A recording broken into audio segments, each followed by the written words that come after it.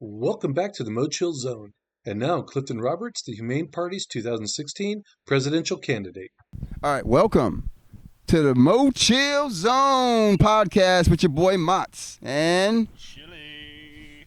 how we doing? We have a very special guest, a very good friend of mine for more than 30 years, Mr. Clifton Roberts. The man has done a lot of things, in, not only in politics, music.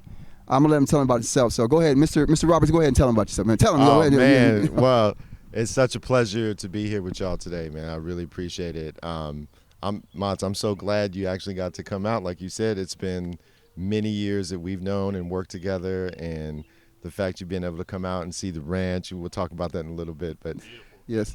yeah, man, I appreciate it, man. Lovely ranch, by the way, y'all. It's beautiful. Infinity Yes, yeah, very, Infinity very. Farm. And what it Infinity says, Farm. Infinity Farms. Yes, Yeah, definitely. Infinity.farm is actually the website. Oh, absolutely. It's not even a .com, it's a .farm. .farm. Y'all make sure y'all check it out too. Infinity Farm. So yeah, as Larry mentioned, we'll talk about the politics in a minute, but I work for Intel Corporation. I've been working there now for 15 years. Can you believe that? Can you believe that? 15 years, man. 15 years. I currently am the chief of staff for the International Trade Group, and prior to that, I worked as the global director of trade and data policy and cloud policy for Intel. So I've kind of found my calling in that, and it's really cool that I get to talk to like governments around the world to kind of help shape policy for technology and to make sure that Intel, the group that I work within, Global Government Affairs, was really instrumental in getting the CHIPS and the CHIPS Act recently signed. It kind of gave all this funding for semiconductor manufacturing in the United States. So that was dope. That is dope. So man. it's been awesome. It's been really cool working there. And Larry, you know, I've been a vegan for a very long time. Yes. You probably see the boys. Right Yes, there. definitely. Yeah, that's awesome. Two boys. That's good. We'll get them in the shot too, by the way. Okay. Yeah, we'll get them in there. Yeah, so I've been a vegan for a very long time. It actually is going on, so 30, I'll be, 25, 26 years. Yeah, that's a I long went time. vegan at 30 years old. Yeah. And I ended up running across a political party in 2016.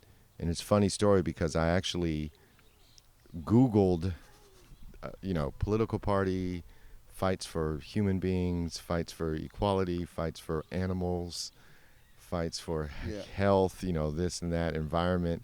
And I didn't actually think an actual party would pop up. And the Humane Party popped up, so I immediately volunteered for the Humane Party, and I would say like 2 months later, someone hit me back, and they were like, "Yeah, we'd like to talk to you." And so I ended up talking to this dude named Shell, who I found out, he's actually one of the most brilliant human beings I've ever met. He has all these patents, and he's an attorney, but he's a vegan, and he's very passionate about, just animal personhood and protecting sentient beings or whatever. So I ended up talking to him for a little bit, and he was like, given your background in the corporate world, would you like to be the CEO of the Humane Party? And I was like, yeah. Yeah. I was like, That's what I'm talking about. okay. Definitely. And so I had learned that it was kind of this really small political party because a lot of people, they're living their lives, so it's not like they can just volunteer. And so I wanted to lead by example, and they were offering me pay. Oh. So I said, well, I'm working at Intel. I make some cool money. But so the first thing I did as CEO was eliminate pay for the CEO. Nice. And I was trying to make the point that you can be a father, you can live on a ranch, Right. you can work a full-time job and Absolutely. still be a part-time citizen politician. You can, man. That's what's up, man. You know what I mean? So, Big ups, yeah. It's a lot. Yeah. Yes, sir. And so I ended up, so what I committed, so I interviewed with the board of directors for the Humane Party. They're all vegans. And what I told them, this was 2016. I said, I'm going to find you a candidate to run. Mods, I had absolutely no intention of running for office. Like, that wasn't even in the realm of my thinking. And so I said, I'll find you a candidate. So I started, just talking to people. And in the process, I ended up setting up these conferences. And each conference, I reached out to an animal rights activist And so I had one in like Connecticut and New York, Washington, Texas, and these wonderful women. All of them were women. Right. That's and nice. That was the core crew at first. Okay. Okay. And after a while, no one would just run for president. You know, I understand why. Right. Right. And, you know, I was trying to be clever with it. I'm like, look, the Constitution says that if you're over this age and you were born here and you can do this, you can run, you know. I was really trying to hustle people into running for president, bro. Wow. And, I love it. And so at one point it was crazy because I started doing, you know, I had a social media crew, and so we did the social media campaign. And then one day, one of the board of directors hit me up and said, you know what? We nominate you to run for president. And so, how did that make you feel? Because I know you for. So what was going through your head when they asked you that? What was your your mindset? Yeah, you know, honestly, at that time, okay, I know what you're asking me. Yeah. So right when he asked it, I thought to myself, wow, I am so honored. Absolutely. That you would think of me to run for president. Right. Yeah. This is dubious So honor, man. the second thing I thought about was, it's crazy, Mats, it was, let me call my mom. Yeah. So I called my mom up, and I don't know if you know this, but my mom is a little Korean lady. And one of the most fiercest, most intelligent people I know. Very, right? very so. Very much so. And so I hit her up and I said, Mommy, guess what? This party that I'm volunteering for, they want me to run for the United States presidency. And and she goes, do it. That's what's up, man. So I was like, okay. So I hit him back, and I had to interview with a lot of people, probably like 5 or 6 people. And You need to get signatures and stuff to get yeah, you know, it's a process, bro. Like, we can spend a whole show on that. Right. We can, but Well, we can cut it up. We can always be part 1, part 2. Yeah, So, I don't mind. definitely, I'm enjoying the It's all good, conversation, definitely. bro. Because I think it's important for people to understand that one of the ways that they can change their circumstances is to change, politics, like Right. change policy and get involved. Mm-hmm. I agree with so, that. I end up, saying, okay, I'm going to run. And it's crazy because I didn't really, it was the first time, even as the political party, us doing this. Mm-hmm. So a lot of the things What's that you up, man? saw coming out on social media, Yeah. I was doing it. Okay. Like, I was filming myself. I was doing the voiceovers. You remember, this is why I'm running. You know, you remember that one? Yeah. Like, bro, I did that That's myself. awesome. That's what's up. Shout out, Yeah, man. Shout out. That's what's the up, bro. fade into the eye that's and what's up. with the Yeah. Shout out. Shout out.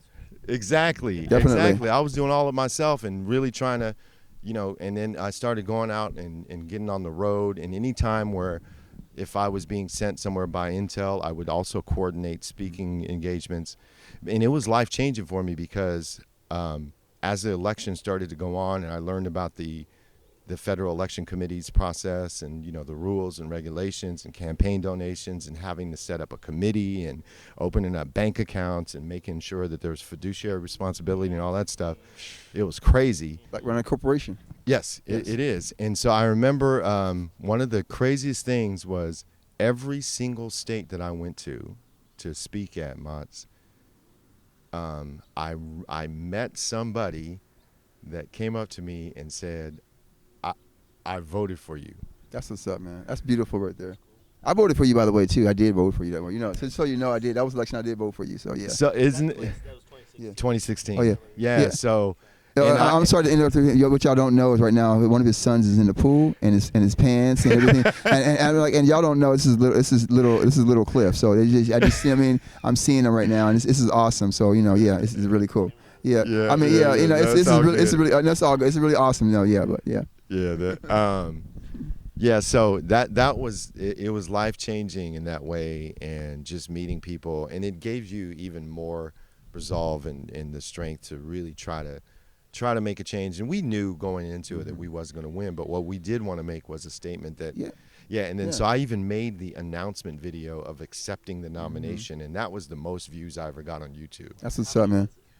I think it ended up being about 40,000. Man, you know what I'm saying? That's a lot of people, though. Yeah, man. I had never even thought of doing YouTube, and so I remember shooting, and I got my very first DSLR, and I was trying to set it up, and I had to memorize the speech, and I sat and wrote it, And it just resonated with so many people. I remember that's how my campaign director, Maggie, at the time, she contacted me through that, and her comment under the video was, "Fuck yeah, you guys!" That's like, awesome. That's awesome. I had people Yeah, amped up, man. that's awesome. And then I asked Dr. Breeze Harper, who was like this activist, like for black folks, man. Okay. She's a intersexualist, and she talks about being a vegan, but she also talks about white fragility and all this stuff. And so That's I was awesome. like, who better to Yeah, run with? So her and I ran together, that's cool. and it was life changing, man. Yeah. That was. So tell them how you I know your humble beginnings, how you got started. What got you to the point where you are now? Tell them how you actually got started into where you are now, where you're beginning, where you from, where you came from, and because I know you. Journey? Yeah, because your journey. Because I know also he's also an accomplished musician. He's a talented writer. He sings. He can dance. I'm not telling you, he's amazing. Trust me, amazing. Before he gets into that, Yeah. that one follow-up question on the election. Oh, go ahead. I was wondering what it was like campaigning while having a full-time job. I can't imagine that. Yeah, that's such a good question. It took away from the potential impact I could have made, definitely. I think, and especially, here's what I learned. I thought that being a vegan, I kind of did the math and I said, okay, out of the 50 million Americans that reside in the United States, there's this percent that are vegetarian, this percent that are vegan, this percent that are African American, Yep. this percent Yep. that are Korean, because I'm half Korean. Absolutely. You know, Venn diagram. I think if I captured 10 to 15% of that, especially the vegans, I'm a vegan. You and I believe that you shouldn't kill animals. Right. That's a no-brainer. That was dang near my toughest audience. Wow. You would think that would be it was, the best you know, album. and Yeah. I thought, so that was the first thing I learned. And then so that prevented me from getting the contributions to even considering quitting the job to go harder at campaigning. You would have been able to go on leave or something, or would you have had to actually quit your job to do that? To really make an impact, we've seen it. Trump, the Republican, the very clever Republican, he's Indian. I can't remember his name. Yeah, I can't remember. I You can't know, say it with a sign. Yes, Vivek. Yeah. Yeah. Very, very clever guy. And he set himself up to where he put out some drugs and legal drugs. And, let's clarify that. Legal drugs. We don't want to get slander here. We'll make sure we know that. Yeah, we're all drug dealers. And again, that way it comes in. Yeah, yes, sir. Nice. Yes, sir. Yes. Yeah. So he and we've seen it with other candidates. So to your question, I think being able to just go full time and really hit the battleground states and hit cities and go meet and greet people. I was going to I'd go, if I had to work in D.C., I'd set something up in Virginia, North Carolina, and D.C. If I happened to be going, one time I was going to a conference for work in Florida. And then so I just called, I was reading through some of my social media posts, and I seen one, this guy named Jeff. Okay. And he had commented, actually his girl commented on something. So I hit her up and I said, hey, can we have a conversation? She's like, well, maybe you should talk to my man. I was like, okay. So I talked to Jeff. Right. First, he was kind of a little bit standoffish, but he was like, okay, yeah. I said, yeah, I'm going to come out. Can you help me set something up? I can meet with people over there. Okay. So I ended up meeting.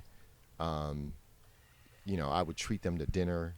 That's put what's it up, in man. and Yeah. expense it. That's cool. And then so I started to do that. I ended up, Washington, New York. Oh, here's the craziest story.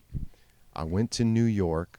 Okay. And so I'm up there speaking in New York, and it was a TV show from, it was like Plant-Based with Nafsika. And it was a brand new TV show on TLC or something like that. Mm-hmm.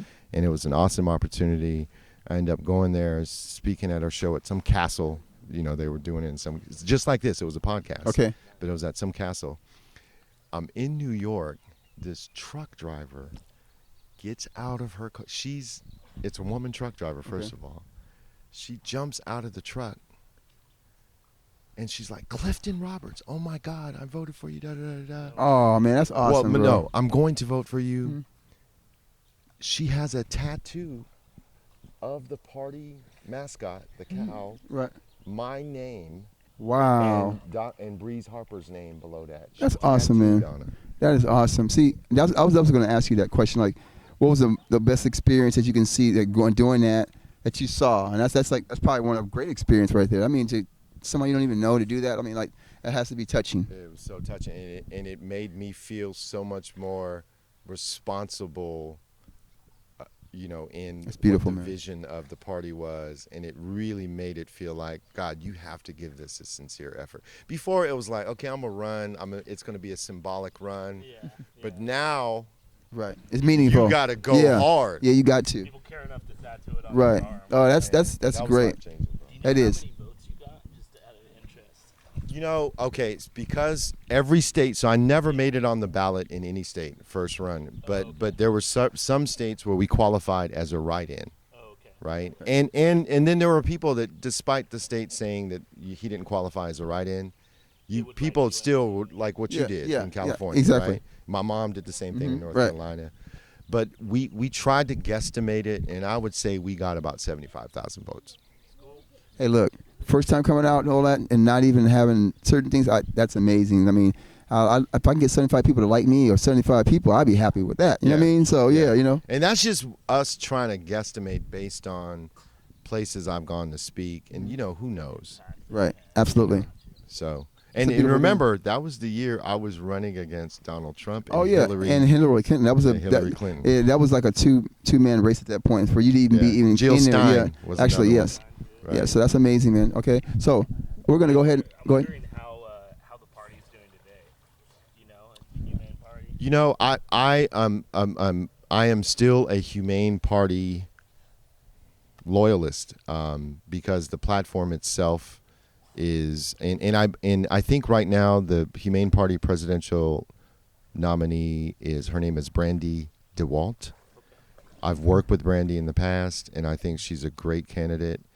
And I think overall, the Humane Party, I think, needs, first of all, its constituency to band together, finally. And I think that's one of the most difficult things. Yeah. So overall, if I had to give the party a C in terms of where it's at compared to other parties, I mean, a grade, it would be maybe a C minus D, only because I don't think that we have the consensus needed at a national level to be able to compete. And I used to say we need to compete fiercely. We need to leverage our compassionate intelligence to be able to compete. And we do have this competitive, hold on, baby. We do have this competitive advantage, I think, more so than any other people, because we understand the connection between the consumption of animals, the killing of animals, Absolutely. to the environment, to the health of the planet. There's so many things I can talk about, but I think it's going to take a while for the party. They're still running candidates, so you started that. Yes, I did. Elijah is pointed awesome, my man. oldest son Yes. pointed that out to me. He said, "Dad, 200 years from now, you will be remembered as the very first presidential candidate to run openly on protecting the rights of animals, not just human animals." And that is a beautiful. And look, and I can say I knew him. I know the guy. You know what I'm saying? I actually know the guy. So that's awesome. Actually, no. Yeah, I actually know him. You know what I mean? Yes. Yes, sir. That's awesome, man. Okay, we're gonna go for theatrical breaks. Thank you for listening to episode 4 of the MoChill Zone podcast. We strive to bring you inspiring, unique, and entertaining stories. We hope you enjoyed tonight's episode. Follow MoChill Productions on Instagram and Facebook for announcements of all our episodes' online release dates.